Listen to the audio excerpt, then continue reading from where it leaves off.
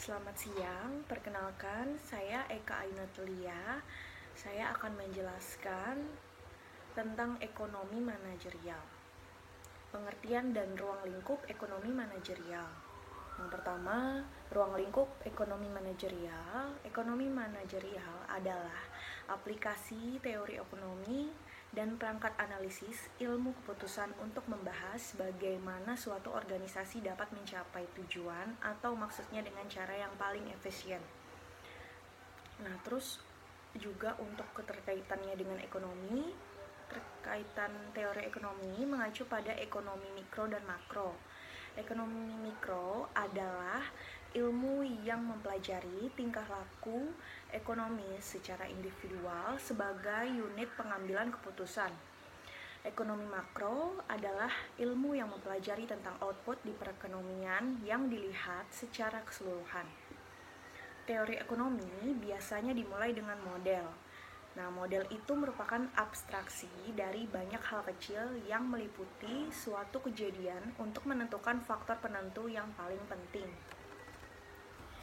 Terus keterkaitannya dengan berbagai area fungsional ilmu administrasi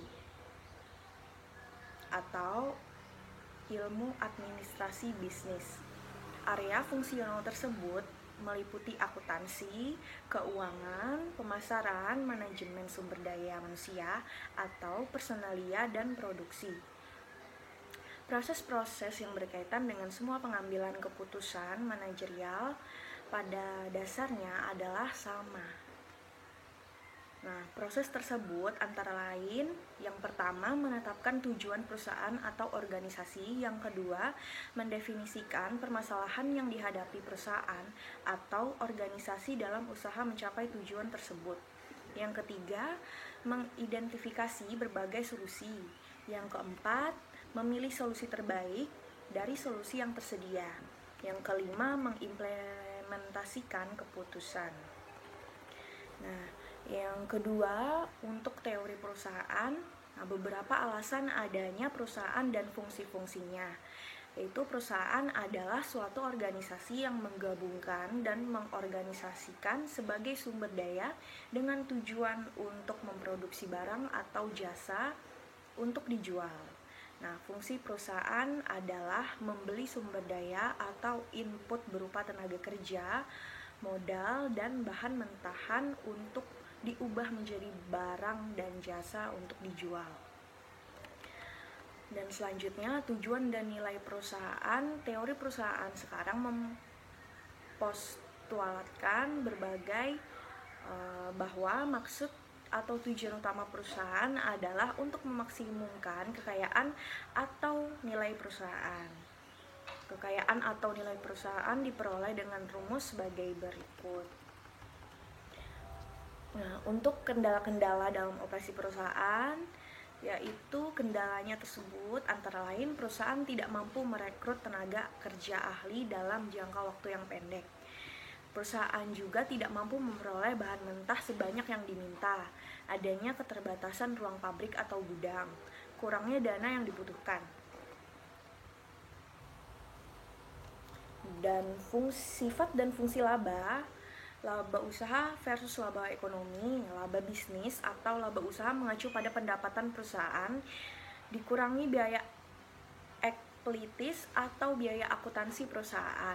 Biaya ekspelitis adalah biaya yang benar-benar dikeluarkan oleh perusahaan untuk membeli atau menyewa input yang dibutuhkan dalam produksi. Laba ekonomi sama dengan pendapatan perusahaan dikurangi dengan biaya ekspelitis dan biaya implitis.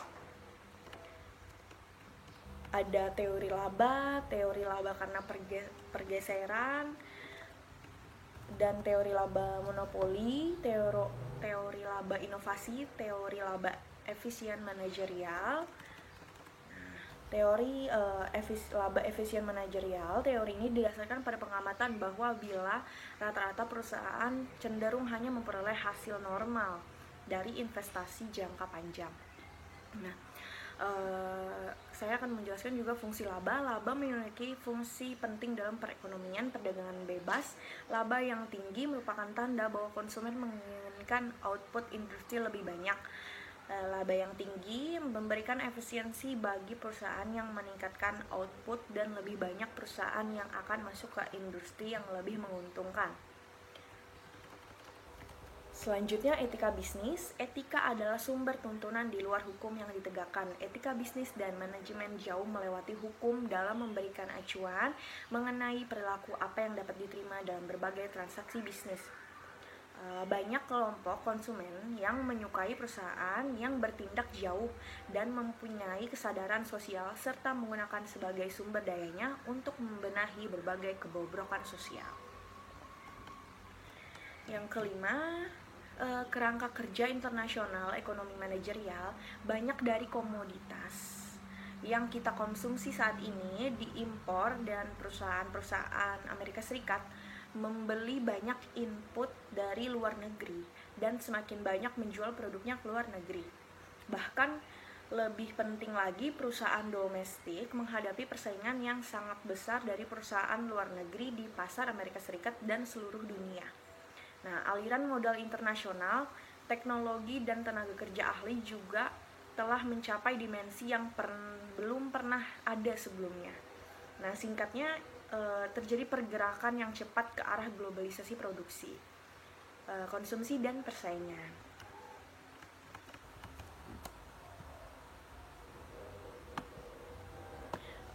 Yang keenam atau yang terakhir, ekonomi manajerial dan internet. Internet atau net adalah kumpulan dari 100.000 komputer seluruh dunia yang terhubung bersama dalam suatu layanan yang disebut World Wide Web atau WWW. Nah, internet adalah tempat yang bagus untuk memulai mencari informasi tentang ekonomi manajerial. Sekian pembacaan tentang ekonomi manajerial dari saya. Kurang lebihnya saya mohon maaf apabila ada salah kata. Saya ucapkan terima kasih.